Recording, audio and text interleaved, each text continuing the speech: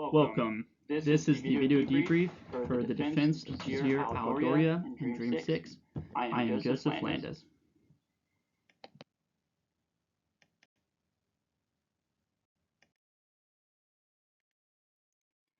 This video, Dream 6, is part of a series styled from the book The Defense of Jisr al-Doreaa, which is a modern take on the classic book The Defense of Duffer's Drift. It's an amazing book. I highly recommend The Defense of Duffer's Drift. It was required reading during the basic school. And this particular video portrays a U.S. Army lieutenant who's dreaming of an upcoming counterinsurgency operation that's occurring in Iraq in 2008. So we'll look at the chronology of Dream 6. It begins with the lieutenant discussing physical security with his commander. In this discussion, he begins covering what his ideas are for physical security and what these obstacles would include. And they go over an acronym. It's in the subtext. It's fires, obscuration, concealment, depth, protection, integrated, and non-geometric. And I put a little graph there just to cover wire obstacles, a little something to look at. But upon covering this physical security, he ends up talking about intelligence, humanitarian aid, and medical equipment, and how that's going to support winning the hearts and minds of the locals. So to continue with the chronology of Dream 6, the lieutenant gives his operations order, and he covers information that's pretty critical to their mission, such as escalation of force and cultural considerations. Just something to note is that this follows the 5-paragraph order format, which uses the acronym OSMIAC, which is orientation, situation, mission, execution, which will include that scheme and maneuver, and then the admin and logistics and the comm plan. One thing to note is the lieutenant does a really good job of covering the admin and logistics and how this is going to play into the larger mission and the execution of that mission. And he also correctly plans rehearsals before the execution, which is vital to make sure that when go time happens and you step off, that everybody in the platoon knows what the mission is and what the requirements of that mission are. So now we get into the conflict of the dream beginning. It starts with 8 dismounts approaching their position, and those dismounts are spotted by the listening post observation post, LPOP, and the lieutenant correctly diagnoses that the position of the enemy is in a way that it could cause fratricide within his platoon. So he commands his troops to request permission to fire so that he can deconflict the AO, which is a very smart move on the lieutenant's part. And then beyond this, there's a vehicle-borne IED, a VBID, that goes off in front of the ECP, the entry control point. And no friendly casualties occur, but it does sow a little bit of chaos into the conflict. Simultaneously, Apaches arrive on station, and they're able to provide both aerial support in a manner of guns and rockets, but also by providing information to the platoon commander on the ground. And in this conflict, the enemies are neutralized, including the mortar position that begins firing, and intel is collected. One detainee is collected, and he is questioned before being given back to the Iraqi authorities so that he can be punished through the court of law. After the firefight ends, the lieutenant begins interacting with the locals. His Iraqi counterparts show up and they enter the village and begin interacting mainly with the village elder. Upon this point, the lieutenant is informed of a man named Sasim, probably pronouncing that wrong, who has been terrorizing the village, and he's a leader of an insurgent group.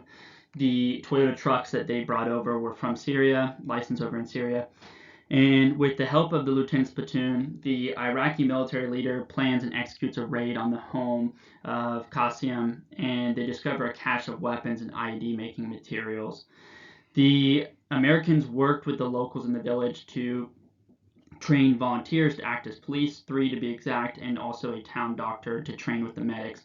And they also bring in medical supplies to help the locals. And what this does is this is building a relationship with those locals and trying to further prevent these insurgents from taking over the village and having chaos sown amongst the village between the insurgents and the locals, and winning the hearts and minds of those villagers to help fight the insurgents on their own. So this goes back to the very old adage of you can give a man a fish or teach a man to fish and feed him for his lifetime, feed him for a day or a lifetime. And that's exactly what the lieutenant is doing here. Is he's trying to empower the locals to handle these situations by themselves, predicting a future where the U.S. military would no longer be there. Now we'll go over the key actors and how they affect the security of the AO. So the area is defined by 4 groups. You have the American military, and you have the Iraqi military, you have the civilian locals, and then the insurgents. And the tension between these groups and the desires of each prospective group affects the security of the AO. Most notably, that the insurgents, they seek to sow chaos and instill violence to achieve their political goals, whereas the U.S. military, the Iraqi military, want to end the insurgents' encroachment into the village and all the villages in Iraq. And the villagers more or less want to remain agnostic to any conflicts arising. They feel as though that they've been okay for millennia and that they will continue to be okay, and that it's the effects of the U.S. military, the Iraqi military, or these insurgents that are coming in and disrupting their way of life that they're very solid in. And so that's where all these tensions arise. And there's also tensions between the Iraqi military and the U.S. military and what their desires are. And there's tensions between the locals in the Iraqi military, the locals and the insurgents. So every group has their own tensions, and they affect security each differently. And you can see that play out in this video, in this Dream 6, of how that actually occurs. But the lieutenant's able to effectively take those key actors and their desires and meld it into a way that works to further his goals and ambitions and complete his mission assigned to him.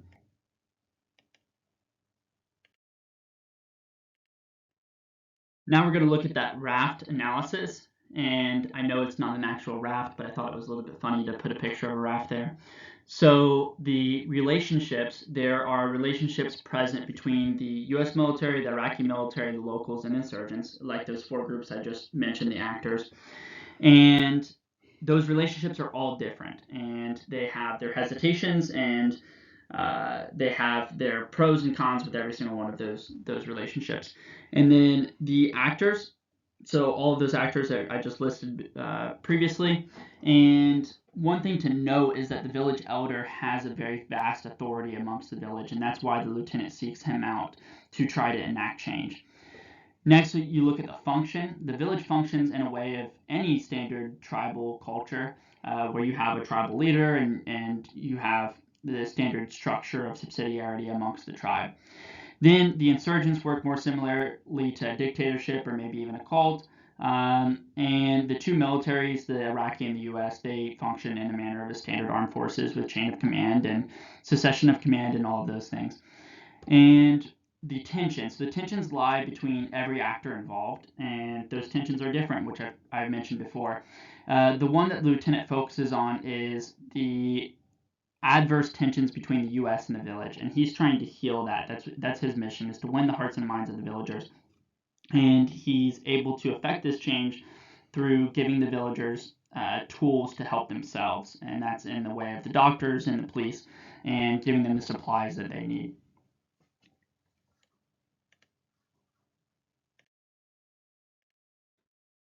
So in conclusion, Dulles highlights in his book, The Craft of Intelligence, that defectors are very valuable resources for information. But in the case of Dream 6, you see that the locals can provide valuable insight into the enemy operations.